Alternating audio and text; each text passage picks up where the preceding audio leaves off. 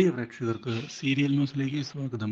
കൂടുതൽ സീരിയൽ ന്യൂസുകൾ അതിവേഗം ലഭിക്കുന്നതിന് ഈ ചാനൽ സബ്സ്ക്രൈബ് ചെയ്യുക.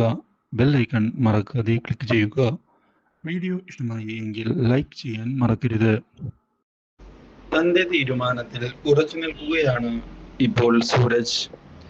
ഇനി തൽക്കാലത്തേക്ക് മീനുവിന്റെ ജീവിതത്തിലേക്ക് ഒരു തിരിച്ചുവരവില്ല.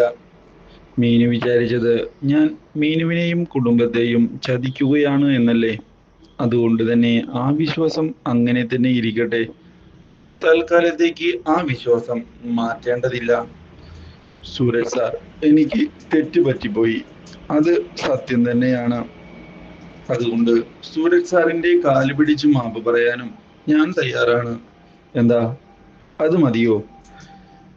മീനു, നീ എന്നോട് മാപ്പ് പറയേണ്ട കാര്യമൊന്നും ചെയ്തിട്ടില്ല. അത് നീ ആദ്യം തന്നെ മനസ്സിലാക്കണം. തെറ്റുപറ്റിയത് എനിക്കാണ്, മനസ്സിലായോ? അതുകൊണ്ട് തന്നെ ഞാനിനി എൻ്റെ തെറ്റ് തിരുത്താനാണ് ശ്രമിക്കുന്നത്. ഞാൻ ഒരിക്കലും നിന്നെ വെറുക്കുകയൊന്നും ചെയ്യുന്നില്ല മീനു. എനിക്ക് കുറച്ച് സമയം വേണം.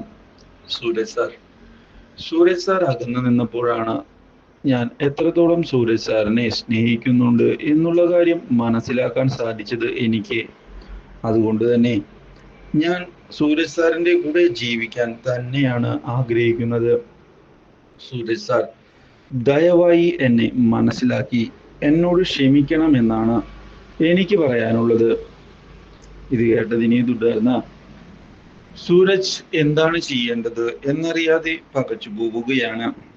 ഒടുവിൽ കാര്യങ്ങൾ മീനുവിനോട് തുറന്നു സംസാരിക്കുന്നതിന് തയ്യാറാവുകയാണ്. ശരി മീനു, ഞാനിനി ഒരു വിട്ടുവീഴ്ചയ്ക്ക് തയ്യാറാകാം. നാട്ടിലേക്ക് മടങ്ങി വരികയും ചെയ്യാം. എൻ്റെ നിരപരാധിത്വം എനിക്ക് മുത്തശ്ശിയുടെ മുന്നിൽ തെളിയിക്കണം. അതെൻ്റെ വാശി തന്നെയാണ്. ഇതോടെ സൂരജ് മടങ്ങി വരികയാണ്. ഈ വരവിനെ പറ്റി അറിഞ്ഞതിനെ തുടർന്ന് ആകെ പകച്ചു പോയിരിക്കുകയാണ്. ഇപ്പോൾ ഇന്ദ്രജ.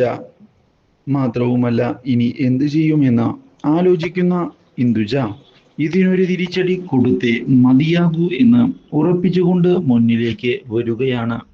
ഇതോടെയാണ് സൂരജിനെ ഞാൻ തന്നെ വിവാഹം കഴിക്കും എന്നുള്ള കാര്യം വ്യക്തമാക്കുന്നത് മീനു. ഇന്ദുജിയുടെ ആഗ്രഹമൊന്നും നടക്കുകയില്ല എന്ന് പറയുകയും ചെയ്യുന്നു. അതോടെ ഇന്ദുജിയാകെ പകച്ചു പോവുകയാണ്. മാത്രവുമല്ല, ഇന്ദുജിയെ തകർക്കുന്നതിന് വേണ്ടി ഇതോടെ സൂരജും മീനുവും ഒന്നിക്കുകയാണ്. Do like, share and subscribe.